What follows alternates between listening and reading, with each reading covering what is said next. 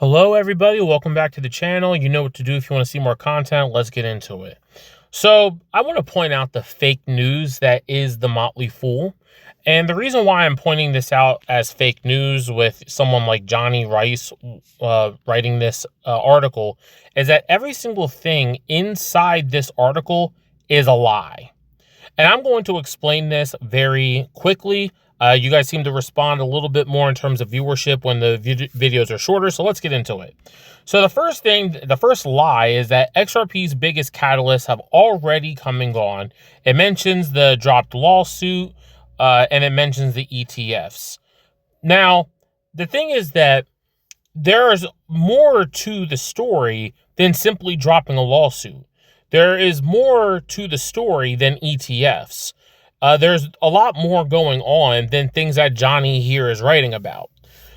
So the thing is that the first lie is that every single, major catalyst is gone.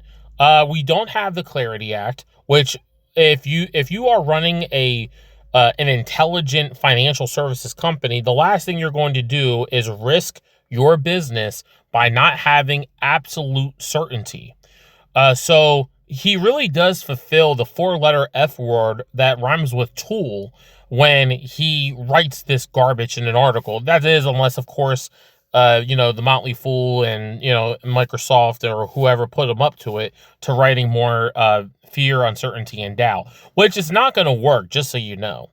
The people who've been in it to win it, they already know that the media tries to play the retail the most when something big is about to happen. So let's go on to the next thing. The bank adoption thesis isn't playing out. So allegedly, Johnny here has not yet read that that Japan has already been testing XRP, tested it and said costs are down 60%, 6 times 10. That's how much lower the cost is, and that's right now without full maturity of this technology as it is right now. So the thing is that, again, banks are not going to adopt XRP unless they have absolute certainty. So that's why we don't see, the smaller banks, the First National Bank of whatever, just throwing their signs open and saying, yep, we use XRP now, because there's still a little bit of uncertainty to where if things go south before the midterms, then we could have everything flipped right over onto its head, and they cannot risk that in their business. If there's one thing that people could have their business shut down for, or where people actually go to prison, it is the financial sector. So that's another thing.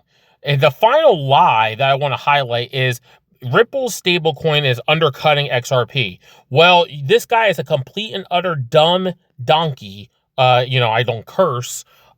He's a dumb donkey, because the thing is that Ripple's stablecoin, it does attract attention, but what the liar here does not tell you is that you still need XRP to run the stablecoin.